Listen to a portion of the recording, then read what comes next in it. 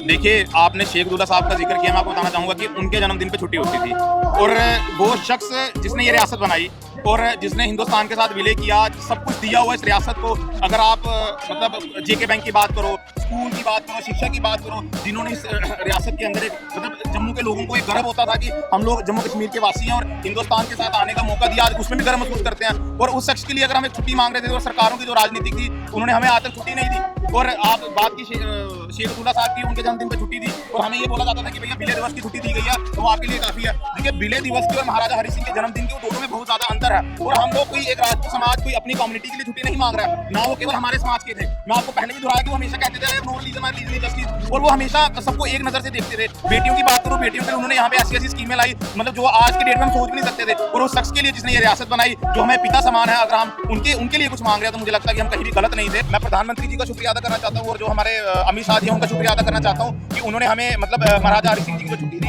हमारी ये long pending demand थी और मुझे लगता है कि उससे पहले भी सरकारें रह चुकी, जिन्होंने हमारी डिमांड फुलफिल नहीं की। जो 370 जैसी जो चीजें हैं, 35 आर्टिकल जैसी जो चीजें हैं, राम मंदिर जैसी जो चीजें हैं, और आपको पता महाराजा हरि सिंह जैसी जो छुट्टी है, ये केवल भारतीय जनता पार्टी ही कर सकती है। और उन्होंने ये इनिशिएटिव लिया। मैं सारे जितनी भी तमाम टीम भारतीय जनता पार्टी, चाहे वो जम्मू कश्मीर की हो, सेंटर की हो, मैं अपने जो प्राइम मिनिस्टर जी हैं उनको भी तहे दिल से और पूरे जम्मू कश्मीर के वासियों, डोगरों के वासियों की तरफ से मैं उनका शुक्रिया।